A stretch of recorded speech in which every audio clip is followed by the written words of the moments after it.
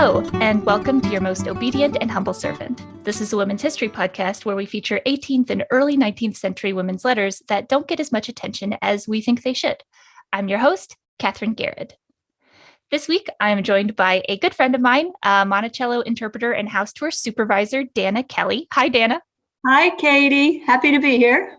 When did you first begin working at Monticello, and what made you want to work there? I clearly remember because it was the week of Mardi Gras, so it's February in 2005, so that's almost 17 years ago. I think I was destined to work there because I was one of those kids, as you may have been as well, given the choice between a vacation in Disney World and Colonial Williamsburg, I would have picked Colonial Williamsburg. I was just always fascinated and sort of by traveling in time, going back in time, going to historic sites, reading books. And we did go to Williamsburg when I was a kid while I was reading my favorite book, which was Johnny Tremain. Oh, wow. Having been on many of your tours, you're an excellent tour guide. What's something that you want people to take away with them after going on one of your tours? Lately, I've really thought about this a lot myself, and I hope my visitors leave with a sense of the gravity and the importance of the events in 1776 and how Jefferson and his contemporaries, the movement they initiated away from monarchy and toward self-government, circles the globe. I mean, it was a sea change, don't you think? I mean, Yeah. This was big. This was a very big deal that we sometimes take for granted. And as you know, Monticello is a plantation, so I certainly want visitors to think about the big picture and the difficult history and the paradox of, the promise of the young republic, but also the cruelty of the institution of slavery, the reality of that as well. Not just at Monticello, but in the very DNA of our founding documents and the birth of our nation. And I guess after all this difficult history, I want them to leave with a sense of hope and optimism. I think Jefferson would approve, don't you? He was the eternal optimist who said he liked the dreams of the future better than the history of the past. So lately I've been finishing with lines from this letter he wrote when he was 73. He wrote, "Laws and institutions must go hand in hand with the progress of the human mind." He said, "As new truths are disclosed, manners and opinions change. Institutions must advance also and keep pace with the times." So that's a lot. I don't know if they leave with any of that. So I'm very excited to talk about this letter with you. As guides at Monticello, we become pretty familiar with Jefferson and his family and the grandchildren in particular. So this is yet another Ellen Wayles Randolph Coolidge letter. I've featured several of them on the podcast, but this one was just so good. This is a letter from March 1819 from Ellen Wayles Randolph. She's not married yet. She's 23 years old at this time, and she's writing to her mother, Martha Jefferson Randolph, who at this point is 47 years old and is at Monticello. So Ellen is at this point visiting one of her many aunts, Harriet Randolph Hackley, who I think she's 36 at this point. Okay. Who is running a school in Richmond. This is Ellen sort of visiting Richmond for the social season as she does, but she's staying with her Aunt Hackley as opposed to some of the other family members that she could choose to stay with. I don't know if you know this, Katie, but I'm wondering, is this a school for girls, obviously, of all ages, or do you think they're teenagers or? I think they're probably teenagers, right? Like 11 to. Okay. Yeah. All right. So this is a fairly long letter, but I think the best thing to do would just be to read through it and then we can talk through it at the end. Ellen Wayles Randolph to Martha Jefferson Randolph, 29 March, 1819. I have written so lately and so often, my dear mother, that if I were like other people, I should have nothing more to say. But my pen, like my tongue, runs faster than is quite compatible with the comfort of my friends. From your complaining of not hearing from me, I conclude that my letters must miscarry, for in 3 weeks that I have been here, I have written 10 times to the different members of my family.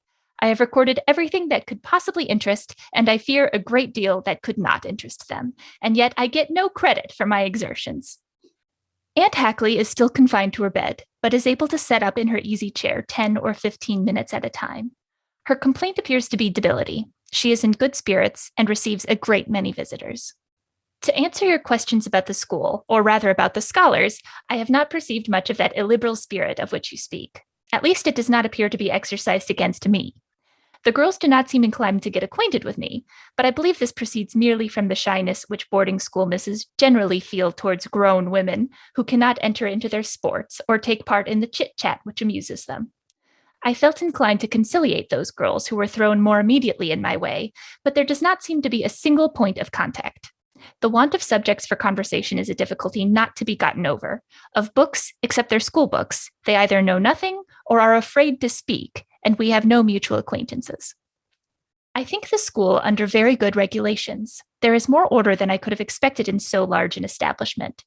I have not seen the least appearance of ill humor or heard any squabbling since my arrival, and this in a school of 57 girls, of whom 40 are boarders.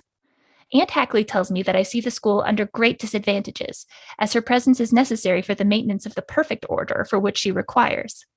Of this I have no doubt, and it only increases my admiration of the spirit of the method and the genius for government, which has always distinguished her, since from her sickbed she maintains an exactness of discipline, which others would find difficult in full health and spirits. Her assistants are excellent as assistants, but by no means capable of keeping up the necessary authority without her presiding power. Among the girls, I see no one whose society would be of much value. I suppose that in the school there is the usual quantum of intelligence and stupidity, but the first not sufficiently developed to offer any great resources. Eliza Woodward, the first assistant, is extremely valuable to Aunt H. She possesses good sense and piety, and under the master hand performs her functions, as well as they could be performed. But she is uninteresting in manners and conversation. Conversation I should not say, for she seldom speaks but in monosyllables.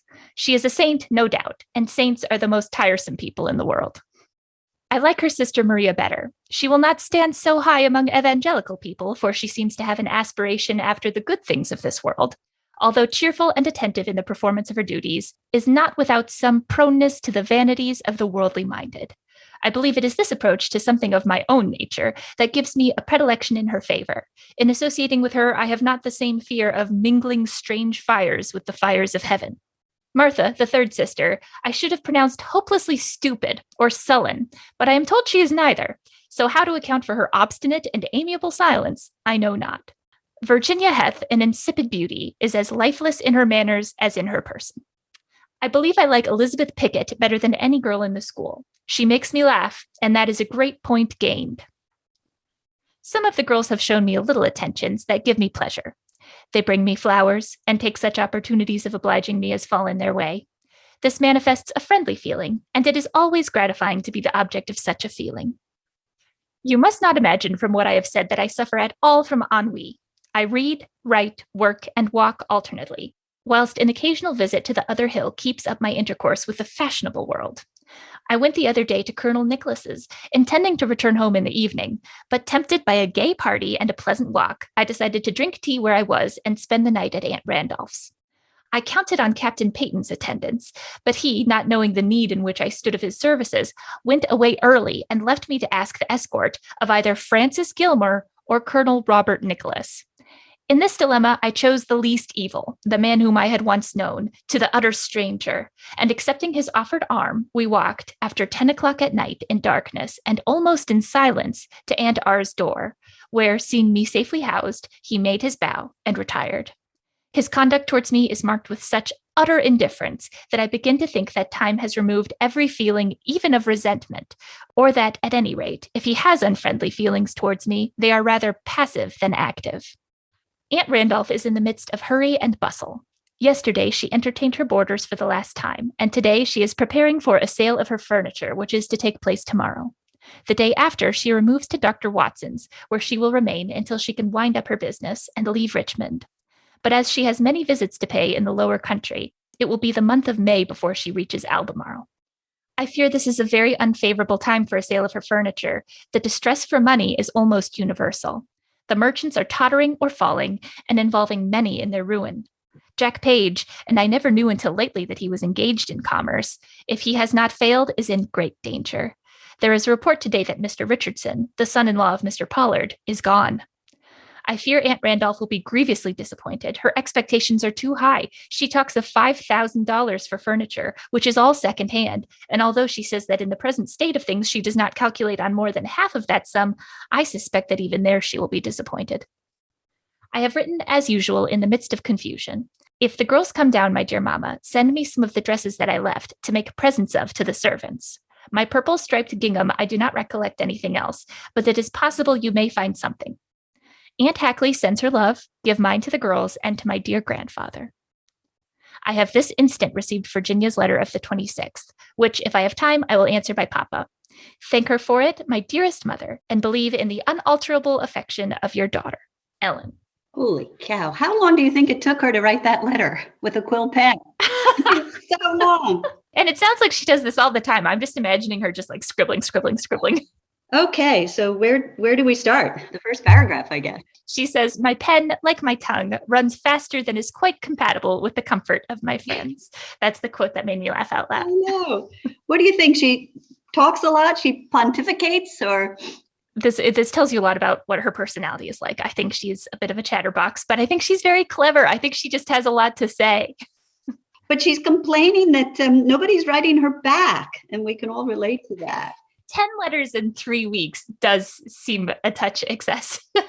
I looked on Monticello's.org because family letters are transcribed, and they have transcribed 171 of Ellen's letters. So she's prolific. Oh. Then, her sister's maybe 30 or 40 letters, and her brother, two letters. Are the young men not writing letters, or nobody's saving their letters? Well, that's what always strikes me as funny. Is like, I know there's brothers, but I don't know them at all because their letters haven't survived, or they didn't write as many. But even in this, when at the end she says, say hello to the girls, she doesn't say say hello to my brothers. Like there was a little female ecosystem at Monticello. There definitely was. And I also like when she says she sent out all of these letters with things that could interest or even not interest, and yet I get no credit for my exertions. So she's still getting scolded for not writing, and she's been writing so much. That would be frustrating. I feel her pain. So then she's visiting Aunt Hackley's school. Before this letter, was not familiar with her Aunt Hackley. Did you know anything about her before this one? No, but I learned a little bit about her from, believe it or not, this book by Alan Taylor, a pretty new book called Thomas Jefferson's Education. Had quite a bit about Aunt Hackley. Interesting. Here, and of course, she was the sister of Thomas Mann Randolph, so of Ellen's father. And she married this merchant called Richard Hackley. And this is what Alan Taylor says about him, quote, charming but dishonest and soon bankrupt. When he lingered in Spain with a mistress, Aunt Hackley supported herself by opening a fashionable school for girls. Oh my gosh. She had to be quite creative and industrious because her husband's not a lot of help. I had no idea. Of course, Ellen wouldn't mention that in the letter because I'm sure everybody knows, but there's always these scandalous little stories once you dig There into these are. things. This is kind of an aside, but in preparing to talk to you, I just sort of leafed through Ellen Randolph Coolidge as a married woman years later, spends time in almost a year in England because of her husband's job. And in her journal, when they finally sail home, and she's missed her children dearly because she left 4 out of 5 of them back in America, she says, we landed at the quarantine ground in Staten Island the afternoon of Tuesday, 14 May. We found our dear daughter well under the kind care of her and my good aunt, Mrs. Hackley. So this is many years later. It's got to be the same aunt. She's living in Staten Island, New York. No idea what brought her there. Her school must have closed. Maybe her husband finally came home. I don't know. I mean, she's part of Virginia society. She's a Randolph. This is a fairly powerful family in Virginia, but I know they struggled with debt. But her husband abandons her, and she has to open a school to support herself. And she's getting visits from Thomas Jefferson's grandkids, and what an interesting place in society to be, right? Yeah. And some of her sisters are in similar circumstances. So that Thomas Mann Randolph has some really strong characters in these sisters. And I guess they're kind of role models for Ellen and her sisters. I don't know, because all they want to do was get married, find a man and get married. Yeah. Well, and that's, that's the position you're stuck in as a woman at this time is like, well, you've got to get married, but then it's such a gamble of how it's going to turn out. I wondered when Martha is writing about what the school is like, where she says, to answer your questions about the school or about the scholars, I wonder if Martha is remembering her own childhood at a boarding school and about her own little adventures and misbehaviors with her friends at this boarding school when she's asking Ellen. Did you get that impression at all? Yeah, I'm sure she was thinking back on that because in some ways, I think those were the happiest years of her life. She was, I guess, 12 through 17, something like that, teenager. And you know the story, Katie, of when she came home one weekend. Her father had a house on the Champs-Élysées, and she came home and let him know she'd made a big decision to become a nun because the school, she was at a Catholic boarding school. And so, you know what her father does almost immediately? He pulls her out of that school. Apparently, she starts going to parties at Versailles. But all her life, you're right, she spoke to her daughters about her time at that French boarding school and how happy she was. And no sooner does she sail home, she's still 17. A couple months later, she's married to her third cousin she barely knows. And he turns out to be a very difficult guy. There are quotes talking about, if somebody has a bad temper, it's the Randolph side of the family showing right, up. You've got a case of the Randolphs if you're in a bad mood. Her little description of what schoolgirls are like too, where she says, enter into their sports or take part in the chit chat, which amuses them. I think they're just kind of shy around her because she's a lot older. She's a grown woman and she's the granddaughter of the former president. I mean, I imagine if, Jenna Bush or Sasha Obama showed up at a boarding school, the girls would feel a little shy around them too. Yeah, you're right. She claims to have, nothing in common with them. And I don't know. She was so brilliant when she was their age. She was reading in Greek and Latin and Don Quixote in Spanish, et cetera, and conversing with her intellectual grandfather about these books. It's a high bar, that Ellen said. When she says, the want of subjects for conversation, they don't read any books. I'm like, oh, Ellen. Classic Ellen. I thought it was interesting that she describes her aunt as presiding over the school with power. And she underlines the word power because that's not necessarily a good female quality at this time, but she's definitely writing about it as a compliment. Right. What does she call it? She has a genius for government, which has always distinguished her. Since from her sick bed, she maintains an exactness of discipline, which others would find difficult in full health and spirits. So I'm kind of intimidated by her. I don't know about you. That's impressive. That's impressive. And when I first read that, I assumed she must be sort of an older woman, but she's only 36 at this point. So I think that's interesting.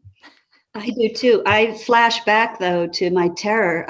When I was an adolescent, I was in a Catholic school run by nuns, in full habit. And I have no doubt that they were very nice women, but they were terrifying. And our sister principal, Sister Marstella, she could just give me the look and I'd pretty much stop breathing. This is how I'm picturing Aunt Hackley. When she's at home with Ellen having a cup of tea, she's wonderful, she's maternal, but she had that something that certain people in authority have that they with very little effort, they keep you in control. You know what I'm saying? I was, public school kid. It was just chaos. But then she starts talking about all the assistants, and that's when she gets pretty gossipy, pretty juicy. Yeah, and she opens it beautifully. Just, among the girls, I see no one whose society would be of much value. What value? Why does she need them to be valued to her? By the way, what is she doing in Richmond? She seems to go there often, and she talks about the people there as being, pretty stupid and uninteresting compared to the people at Monticello. My understanding is that sort of the Christmas and New Year's season is kind of the social season in Richmond. When she says Virginia Heth is an insipid beauty, is this lifeless sinner man or sinner person, is one of my favorites in this paragraph. I don't just tears Virginia Heth to shreds in one sentence and then just moves on. If Ellen were alive today and living in the South, you're from Ohio, right? I'm from New York. Yeah. But I have learned from women in Virginia, you can pretty much say anything about anybody if you just add 3 little words. Do you know what those words are? Bless her heart. Bless her heart. I had to learn that too. I learned that from the guides. I mean, if she said, Virginia hath an insipid beauty, as is lifeless in her manners as in her person, bless her heart. See how it changes it? And her complaining about Eliza Woodward as being a saint, as being too pious. That's interesting to read, particularly for this time period, because, you know, you sort of have this idea of women in the 1800s as being very sweet and pious and all of that. And then there's Ellen just like making fun of this boring person for being too religious. And she's afraid to say what she means with her because she doesn't want to mingle strange fires with the fires of heaven. So she's sort of like exasperated with this woman who doesn't seem to have any interest in the good things of this world. Right. Ellen is not that good 18th century woman. She's a little bit, she does want the good life. Right. A little bit of the devil in her, I guess. If Eliza's a goody two-shoes, and I guess no fun, really.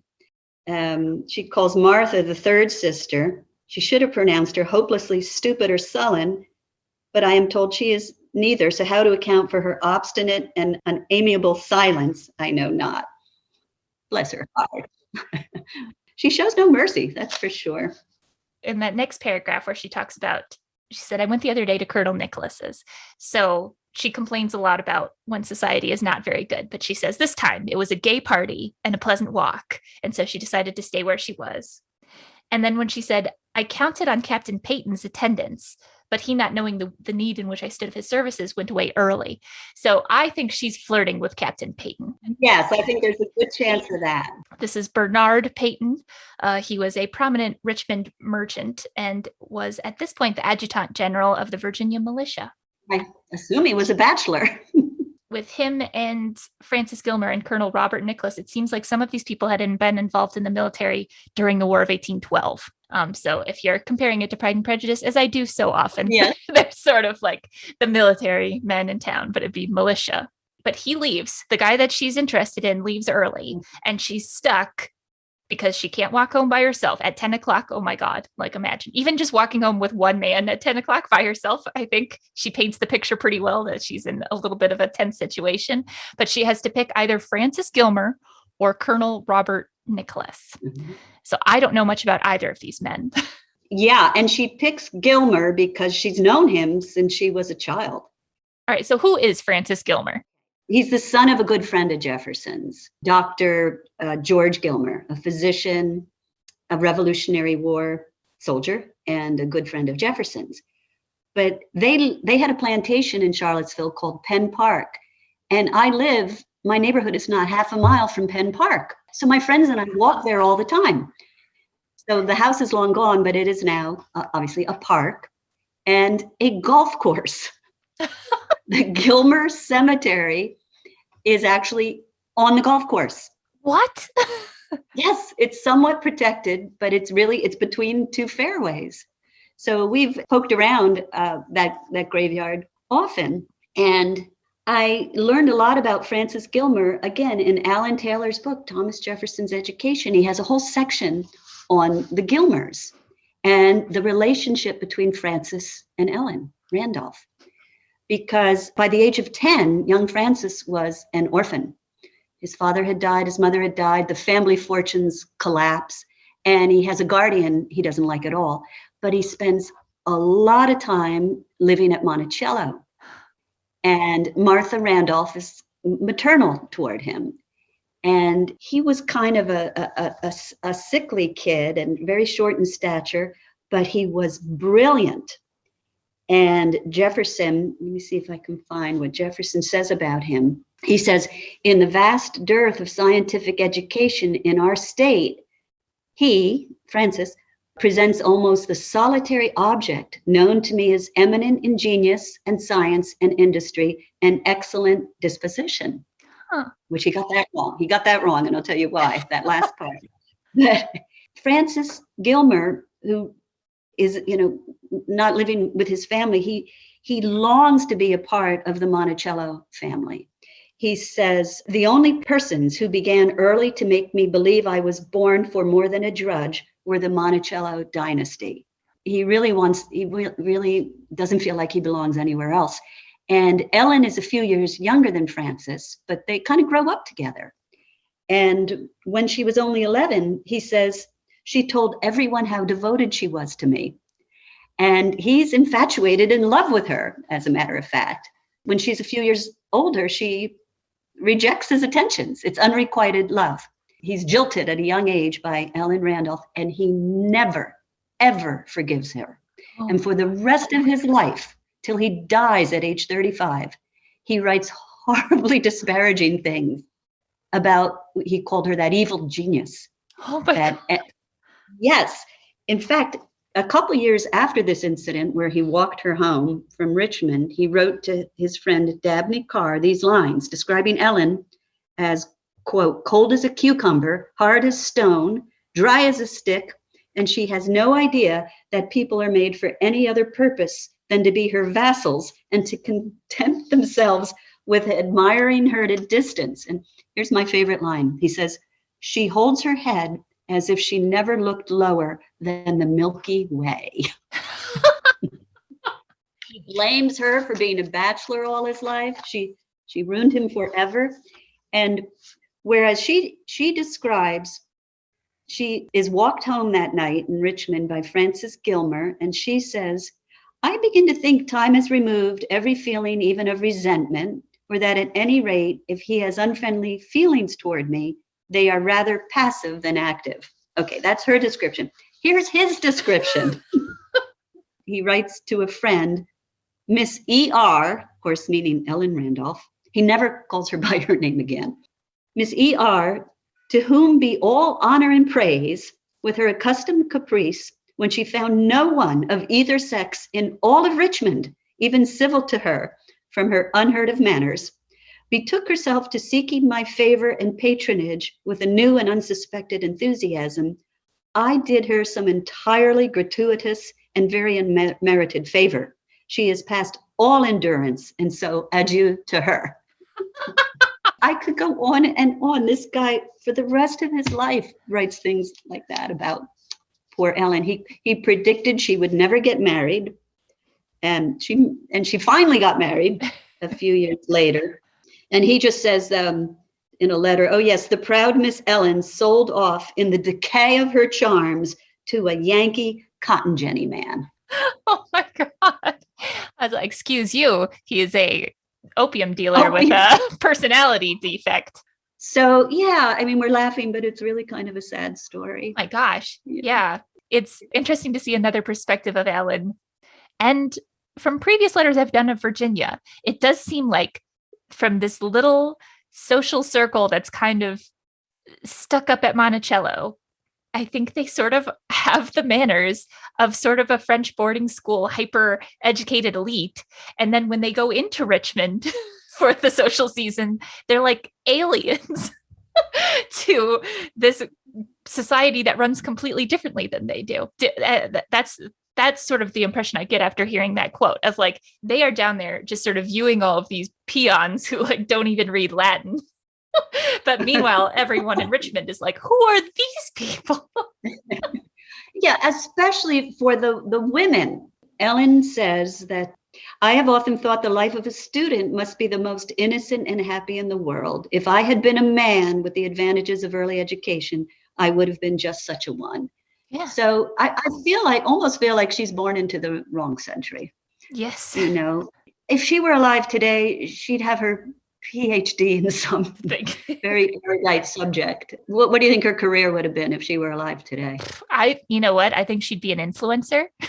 She definitely would have been an influencer. She would have had millions of followers. Yeah. She'd have like an advanced degree in something like literature. But then she would also, I think, she would have been sort of a social media type, because it doesn't matter if the people around you don't fit, as long as she can find her internet people that would match what she was interested in, then Ellen would be set. That's my take. The next paragraph, well, so here we get into larger historical moments. For one thing, she's talking about her Aunt Randolph, who this is Mary Jane Randolph. She was a Randolph who married a Randolph, one of multiple. Well, that's all there was around. They had a million cousins, right? They're all marrying each other. So this was another aunt. This was an older sister of Ellen's father, Mary Jane Randolph. She was the author of The Virginia Housewife, which is one of the earliest surviving American sort of cookbooks. And so this was a woman who ran a boarding house. So I've heard about this boarding house quite a bit in a lot of different contexts, because a lot of times people think that the Virginia Housewife recipes were actually written by Martha Washington, but that's not true. Like, they should all, Mary Jane Randolph gets the credit for those. So I've heard about this boarding house quite a bit. And then this letter is the day that she's closing up that boarding house, and she's trying to sell all the furniture, but she's doing it during the Panic of 1819. When nobody has any money. Right. So she's not going to get her $5,000 for her furniture. Where does she go? I don't understand why she's in Richmond. Let me see. She has a Wikipedia page. Maybe she goes to Staten Island to live with her sister. Yeah, they all go to New York. In 1819, they gave up the boarding house and moved to Washington to live with their son, William Beverly Randolph. So she actually moves to Washington, Federal City, and there she completes her cookbook, and that's where she publishes the Virginia Housewife. Oh, interesting. I guess she's a widow if she's having to support herself and then move in with her son. But she had a refrigerator? What? An icebox, I guess? Yeah, apparently she came up with the idea for a type of ice box. It was a wooden box within another wooden box with crushed charcoal in between, and that she used that was described as a refrigerator, something to keep things cold. That was something she had in her house. And if she were alive today, she'd have a cooking show, don't you think? Yes. And then I guess the last thing that I wanted to mention was, she says she's going to make presents of her dresses to the servants. So she's asking her mother to send her old dresses so she can give them to the slaves, I guess, that are working at this school. I don't know if that was a common way to sort of tip. It was common to tip slaves in houses that you're staying, sort of like with servants. But it's one of those things that I can see somebody hearing and being like, oh, how you see the people weren't so terrible to slaves, but when you yourself are an object like a dress that can be given as a gift, the idea of being given a dress doesn't really alleviate that. They were property, just like their clothes were property. Yeah. Is there anything else that strikes you about particularly relatable or significant about this letter? Well, just about all of it's relatable. She's complaining about not getting mail. She's kind of gossiping about people she meets. It's stuff we might not write down today, but when we talk with one another, we behave a bit like this. She described a party she went to and how Aunt Randolph is having to sell all her things. So, yeah, these are very relatable, I think. But finally, I wanted to say that having reread Ellen's, or not reread it, but paged through it at least, her diary the other day, in the end, she finally does get married when she's 28. And I think it was a happy marriage, don't you? They were intellectual equals. Today, you might say, soulmates kind of thing. But really, by everything she writes after leaving Monticello, the pinnacle of her life was her years living with at her grandfather's house at Monticello. Let me read something to you, which she says. She's married now, but she actually returns to Monticello because her grandfather's died, but they get there too late. And she tells a biographer about that years later. And she says, I quit the home of my youth, never to return. I can never again feel a local attachment. As far as place is concerned, I can never love again. Oh, Isn't that poignant? And she's never really at home in Boston. She's married, as you know, a Yankee cotton Jenny man. And they live abroad. They live in England. She even lives in China, often separated from her children, which makes her very, very sad. And then her sons will fight on the side of the Union. And one of them even dies in a battle in the Civil War. Oh, wow. While her brother is Secretary of War for the Confederacy. So her life took some interesting twists and turns. But but she was such a great observer of life and describer of museums and art and events that took place in London. I would highly recommend, if anyone wants to learn a lot more about Ellen, to read it's her journal, which she kept for about a year. It's called Thomas Jefferson's Granddaughter in Queen Victoria's England. But you always see there's just this sort of current of nostalgia and sadness running through her letters. So this is Ellen in sort of her glory days. Like, she's untouchable right now. And then this particular letter, she's 23, her grandfather's alive, her family's all together. And she's really, you get that in this letter, I think. Yeah, exactly right. She's in her glory days when she writes this letter, when she can be critical of everybody. What is it? She never looks below the Milky Way. Yeah, she's still looking at the Milky Way. Thank you so much for coming on the podcast, Danna. This was such a delight. I'm such a big fan of your podcast. So thank you for having me as a guest. For my listeners, I will provide show notes. I will link to this letter. You can read it online. And I'll put links to some of these other books that we've been citing and other sources that you can look into. And until we meet again, thank you very much. I am your most obedient and humble servant.